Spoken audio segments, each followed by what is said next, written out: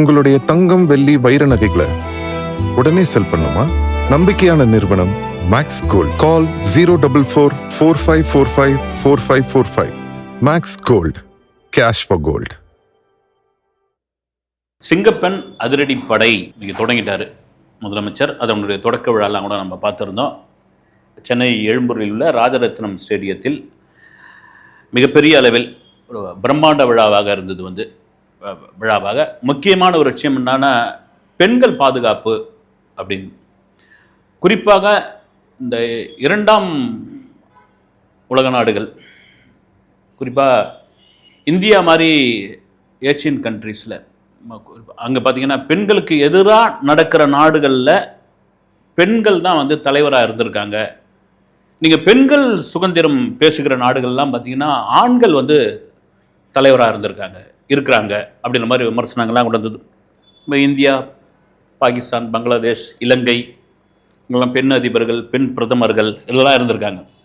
ஆனாலும் கூட பார்த்தீங்கன்னா இந்த பெண்கள் அடக்குமுறை, பெண்கள் மீதான வன்முறை, பெண்கள் மீதான ஒரு அடக்குமுறை, இது எல்லாம் இந்த மாதிரியான நாடுகளில் தான் நடக்குது. தெற்காசிய நாடுகளில், குறிப்பாக இந்தியாவில் நடக்குது அப்படின்னு கடந்த ஆட்சி காலம், அதற்கு முந்தைய ஆட்சி காலம், குறிப்பாக கடந்த ஆட்சி காலத்தில் நிறைய பெரிய விமர்சனமாக, விவாதமாக, ஏன்னா தேர்தலில் ஒரு பேசும் பொருளாகவே வைக்கப்பட்ட விஷயம் என்னன்னா, இப்போ 2 வயசு குழந்தை கூட விட மாட்டேன்றாங்க, 70 வயசு வயதானவர் கூட, பாட்டியை கூட விட மாட்டேன்றானுங்கப்பா.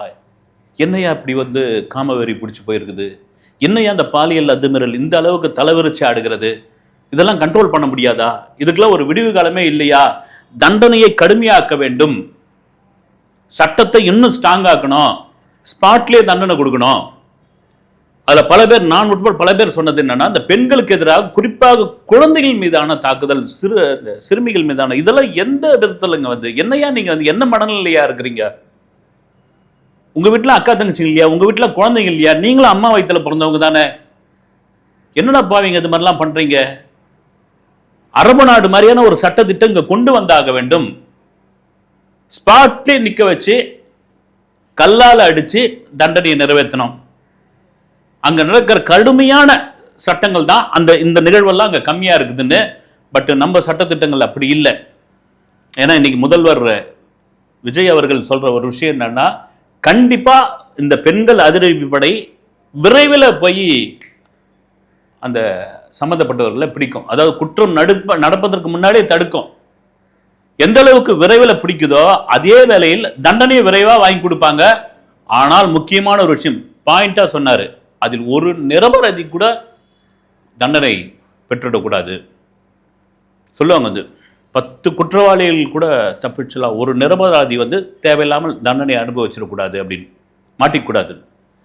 அப்போ கரெக்டாக ஒரு குற்றம் நடக்க போதுன்னா அந்த நடக்கிறதுக்கு முன்னாடி தடுக்கிறது, சம்மந்தப்பட்டவர்களை அரெஸ்ட் பண்ணுறது, நீதிமன்றத்தின் முன்னாடி கொண்டு போய் சேர்க்கறது, விசாரணை நடக்கிறது, அவங்க தான் அப்படின்னு நிரூபிச்சுட்டா அவங்களுக்கான தண்டனை கடுமையான தண்டனையாக இருக்கும். முதல்வர் விஜய் என்ன சொல்கிறாரு, எனக்கு எத்தனையோ நிகழ்ச்சிகள் நான் கலந்துக்கிட்டு இருக்கேன் ஒரு நடிகராக, இப்போ முதலமைச்சராக. கரெக்டாக நாளைக்கு அவர் பதவி ஏற்று 1 மாத காலம் ஆக போகுது. நாளைக்கு தாவேகா அரசாங்கம் தமிழ்நாட்டுக்குள் நாளையோட 1 மாத காலம். இந்த 1 மாத காலத்தில் 1008 விமர்சனங்கள். ஆட்சிக்கு 30 நாள் தான் ஆச்சு.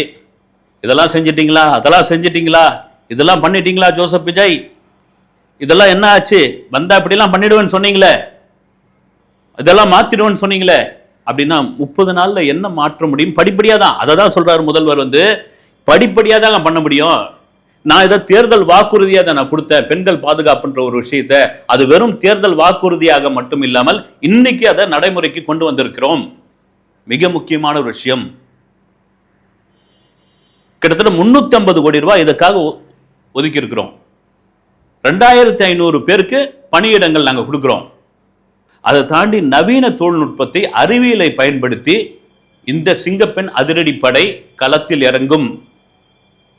எப்பவுமே சினிமாவில் வர மாதிரி ஒரு குற்றம் நடந்த பிறகுதான் போலீஸ் வரும், படத்தோட கிளைமேக்ஸில் தான் போலீஸ் வரும், எல்லாம் முடிஞ்ச பிறகுதான் போலீஸ் அங்கே பிரஸ் முன்னாடி பேட்டி கொடுப்பாங்க, குற்றவாளியை கண்டுபிடிச்சிடறானுவாங்க, மோப்பனாயை கூட்டு போவாங்க, இதெல்லாம் நடக்கும்.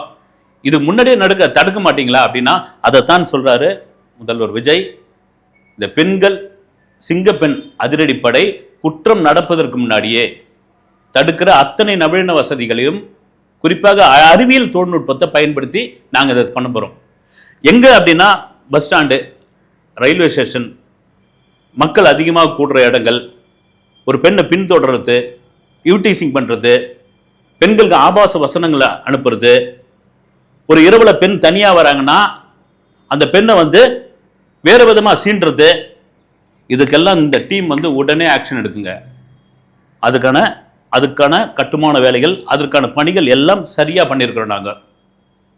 இது வெறும் சும்மா சினிமாவில் வர மாதிரி பெண்கள் அதிரடிப்படை, பெண்கள் சூப்பர் படை, பெண்கள் பாதுகாப்பு படை, அவங்களுக்கு ஒரு யூனிஃபார்மை போட்டு அவங்களுக்கு இது பண்ணிட்டு, இங்கே கேமரா இருக்குது, இங்கே மைக் இருக்குது, ஒரு ஸ்டிஃபாக ஒரு ட்ரெஸ்ஸை போட்டுட்டு ஒரு வாகனத்தை ஒரு ஜீப்பை கொடுத்துட்டு நாங்கள் ஒன்றும் இதை சீன் காட்டுறதுக்காக வரல. அவருடைய ஸ்பீச்சை தான் களத்தில் இறங்கி பெண்களுக்கும் குழந்தைகளுக்கும், குறிப்பாக ஒவ்வொரு வீட்டிலும் இருக்கிற ஒரு தங்கை, அம்மா, பாட்டி, இவர்களுக்கான ஒரு நம்பிக்கையை கொடுக்கக்கூடிய ஒரு அரசாங்கமாக இது இருக்கும்.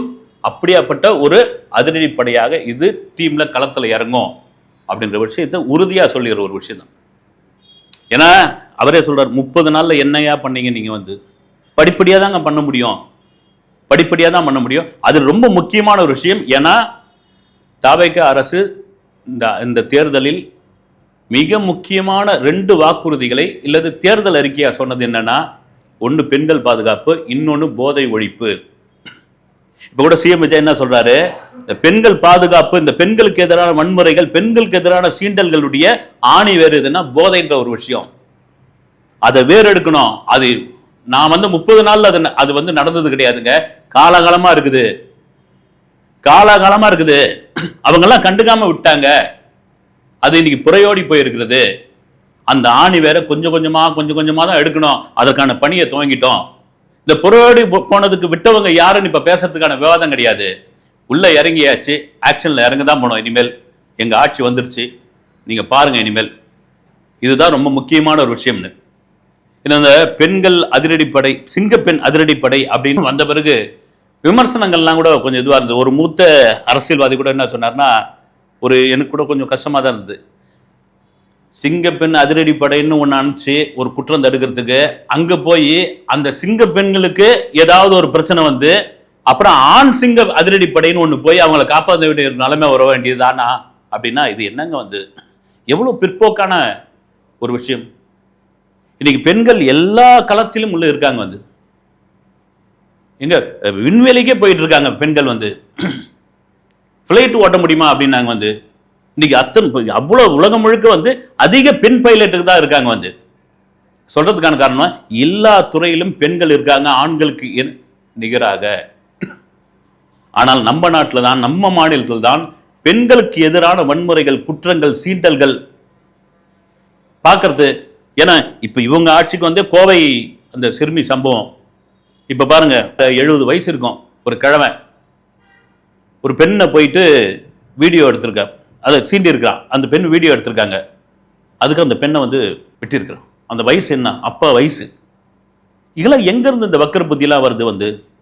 இதுக்கு கடுமையான சட்டங்கள் இருந்தால் தாங்க பயப்படுவாங்க.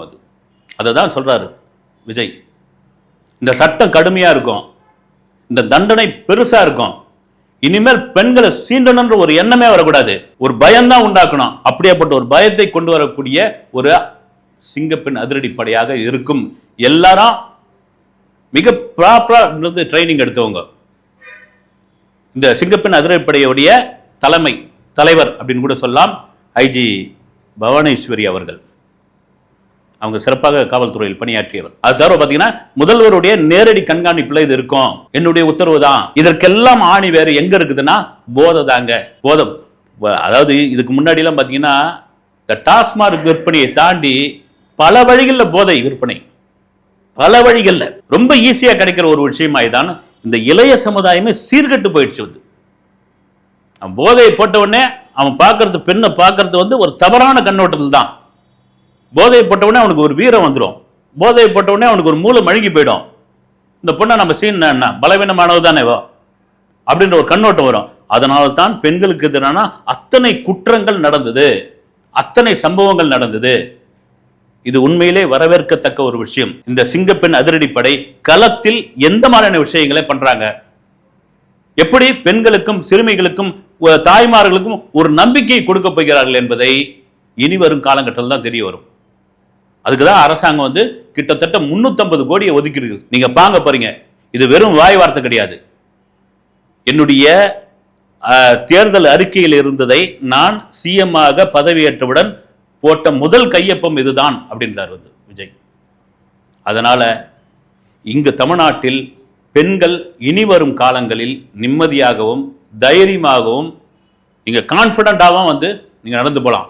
அதே வேளையில் ரொம்ப முக்கியமான ஒரு விஷயம் அவர் சொல்லியிருக்காரு, தனி மனித ஒழுக்கம் ரொம்ப முக்கியங்க அப்படின்னு பொதுவாகவே சொல்லு. அது ரொம்ப முக்கியம். ஏன்னா நம்ம கிட்ட இருக்கிற தனி மனித ஒழுக்கம் அது ரொம்ப முக்கியம். நீங்க அதையும் கவனிக்கணும். தனி மனித ஒழுக்கம் இல்லாமல் அவன் என்னை சீண்டிட்டான், அவன் என்னை பார்த்துட்டான், அவன் அங்க என்னை பிராண்டிட்டான் அப்படின்னா அதுலேயும் தவறு இருக்குது. அதுவும் விசாரணைக்குள்ள வந்தாகணும்.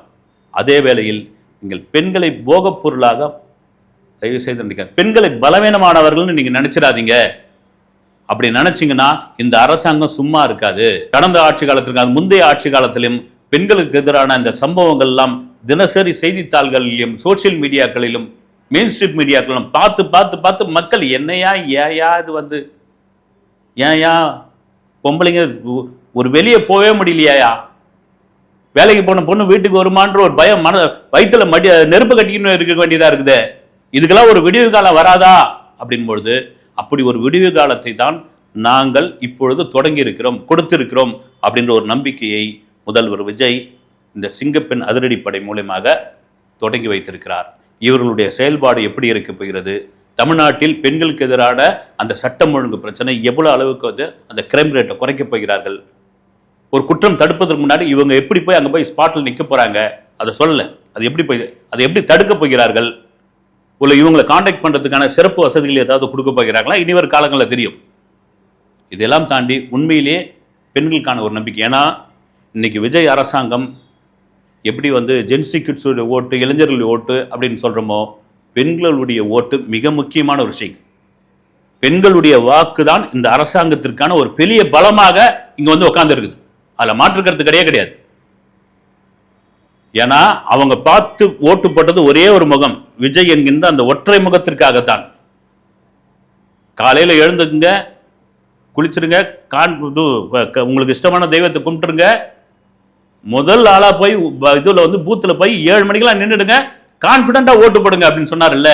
அப்படி தேப்பை தேப்பையாக மந்தை மந்தையாக சாறை சாறையாக இந்த பெண்கள் வாக்களித்து தான் இன்னைக்கு டிவிகே அரசு இருக்கிறது. அது பெண்களுடைய பெரும்பங்கு உண்டு. அப்படியாப்பட்ட அந்த டிவிகே அரசு பெண்களுக்கு ஒரு நம்பிக்கையான அரசாக முதல்வர் விஜய் ஒரு பெண்களுக்கான ஒரு காவலராக இருக்க வேண்டும் என்பது பொதுமக்களுடைய பொதுவான கருத்து.